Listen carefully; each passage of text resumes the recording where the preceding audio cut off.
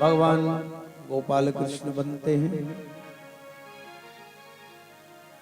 कालिया नाग के मान को मर्दन कर रमणक दीप भेजते हैं। चीर हरण के प्रसंग में भगवान ब्रज गोपियों के कपड़े नहीं, जीव के जन्म जन्मांतर का अज्ञान ही चीर हरण। और जब तक भगवान चीर हरण नहीं करते तो रासलीला नहीं करते। रासलीला जीव और ब्रह्म के मिलन का प्रसंग। कल की कथा में आप लोग रासलीला सुनोगे, विवाह की कथा। रास लीला काम विनाश लीला। काम का सांसारिक ही तात्पर्य नहीं, वासना का ही तात्पर्य काम से नहीं। जगत की अनंत कामनाएं भी काम। वो भगवान कृष्ण को जब तक जीव समर्पित नहीं होता वो संपूर्ण नहीं होती। फिर भगवान की अद्भुत बंसी है, बंसी बजती है। वंशस्तु भगवत शिवा। वंशी भगवान शंकर का ही स्वरूप। शंकर भगवान ही वंशी बन करके आए। इति वेणुरवं राजन् सर्वभूत मनोहरं श्रुत्वा व्रज स्त्रियः सर्वे वर्णयन्तो भिरे भिरे। शरद ऋतु में मेरे प्रभु ने बंसी बजाई। बंसी प्रेम को देने वाले। बंसी बजाकर भगवान ने प्रेम सिखाया है। हर जीव से प्रेम करो। जब भगवान बंसी बजाते हैं उस समय भगवान के स्वरूप का वर्णन सुखदेव भगवान करते हैं। वरहापीडम नटवर वपुः कर्णयो कर्णिकारम बिभ्रतवासः कनक कपिसं वैजयन्ती च माला रंध्राण वेणोरधर सुधया पूरयन् गोपवृन्दैः वृन्दारण्यं समदरमणं प्राविशत गीत कीर्ति। मोर पंख धारण कर सारे जगत को भगवान ने, वरह कहते मोर, सारे जगत को भगवान बताते हैं कि मैं निर्विषयी हूं, क्योंकि मोर भी निर्विषयी। भगवान कृष्ण का श्री राधा रानी से जो संबंध है ना, वो सांसारिक संबंध है, सांसारिक प्रेम नहीं। संयोग किसने कराया है? मोर। श्री राधा और कृष्ण का मिलन भी मोर ने ही कराया। मोर नाच रहे थे। एक मोरों का राजा ऐसा नाचा और कन्हैया की बंसी ने ऐसे नचाया कि मोर ने मन में विचार किया, विद्या वो है जो कभी काम में आ जाए, और वस्तु का संग्रह भी वही है जो वस्तु कभी साल 6 महीने में काम आए, और घर में वस्तु रखी रहे, चाहे वो बर्तन भाड़े, कपड़े लत्ते गहने कुछ भी, सालों साल काम ना आए तो घर का कबाड़ है उसको हटा देना चाहिए। जिन बर्तनों को घर में काम ही नहीं आना तो उनको हटा देना चाहिए, कहीं आश्रम में दे दो, किसी साधु संत के काम में आए आश्रम में। क्या कबाड़ रखो, काम है नहीं। संतों के यहाँ सब काम में आ जाते।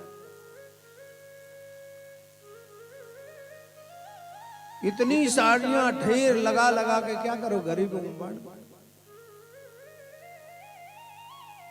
और बहू को कितने गहने दे दोगे तो भी कमी पड़ेगी। एक आध किलो सोना दे दो तो भी बहू कहेगी कि सास ने हमको नहीं दिया, कहेगी। इसलिए उसी में से कुछ दान पुण्य कर लो तो कुछ काम आएगा वो आप, और नहीं तो फिर तो एक चूड़ी बढ़ जाएगी। तो जिस चूड़ी से तुम्हारा इतना प्रेम है और कहीं 2-3 बहुएं हो तो काट काट के ले लेंगे।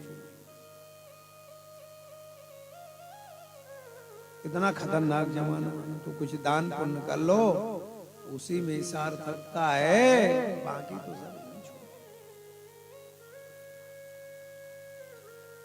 तो महाराज उस मोर ने श्री राधा रानी का संयोग करा। मोर ने सोचा कि मैं आज मेरी विद्या काम में आ गया, आज मेरा नृत्य कन्हैया के वंशी ने निकाल दिया, तो मैं कन्हैया को कुछ देना चाहता हूं। जगत को कृष्ण ने दिया, एक निर्विषयी जीव ने कृष्ण को दिया। क्या दिया? नाचते नाचते पहुंचा बरसाने, और भगवान की बंसी बजती पीछे पीछे। जब श्री राधा रानी ने बंसी की आवाज सुनी और कन्हैया को देखा, भाव विभोर हो गई। बोलिए राधा कृष्ण भगवान की जय हो। मोर कहने लगा, कन्हैया श्री राधा रूपी तोहफा मेरा कैसा रहा और कैसी रही यात्रा? तो कन्हैया ने कहा, मित्र मोर, तुमने मेरा संयोग श्री राधा जी से कराया है, तो आपकी मित्रता को अमर रखने के लिए मैं मोर पंखधारी बनूंगा। और कन्हैया बन गए मोर, इसलिए कृष्ण मोर पंख धारण कर राधा जी से संयोग कराया, एक निर्विषयी जी। इसलिए मेरे ठाकुर का श्री राधा रानी से वासना से परे प्रेम, सांसारिक प्रेम।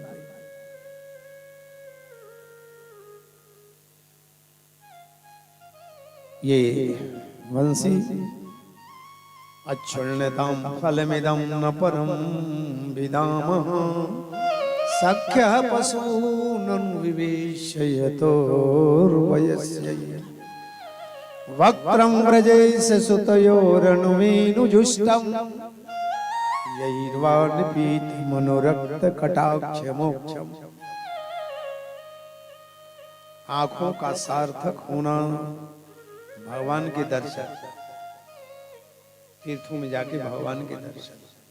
आप लोग सब अपने इस पंचभूत शरीर को सार्थक कर रहे हैं, यहाँ आके सब कुछ पा रहे हैं। भगवान कृष्ण के स्वरूप का चिंतन करती हुई गोपियां एक दूसरे से कहती, अरे ओ सहेली सखी सुन तो सही, कितने सुंदर लग रहे। चूत प्रवाल वरहस तब कोत्पलाब्जो, मालान वृत्त परिधान विचित्र वेशो, मध्ये विरेज तुरलम पशुपाल गोष्ठ्यम, रंगेर यथा नटवरौ वचगायमानो। भगवान के वक्षस्थल में सुंदर दिव्य माला है, विभिन्न पुष्पों का बना हुआ। कन्हैया के तन में पीतांबर देदीप्यमान हो रहा है। दाऊ जी की नीलांबर, गौओं के बीच में, खरके में गौओं के बीच में दो श्रेष्ठ नटवर लग रहे, ऐसी दिव्यानुपम छवि है।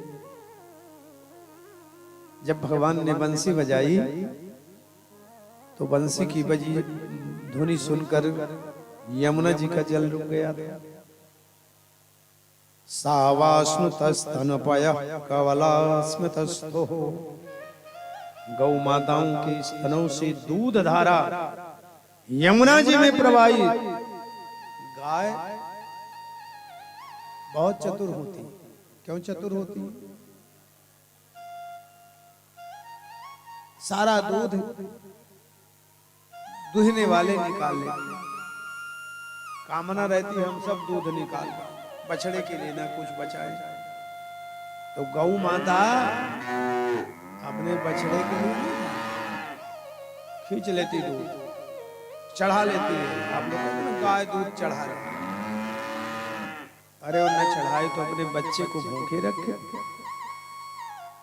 और जब दोहना बंद कर दिया तो फिर नीचे उतारा, तो बढ़िया बछड़ा प्रेम से दूध पीता है।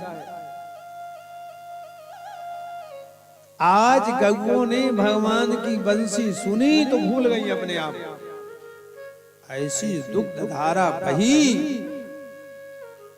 कि यमुना जी के कृष्ण जल को श्वेत बनाने लगी।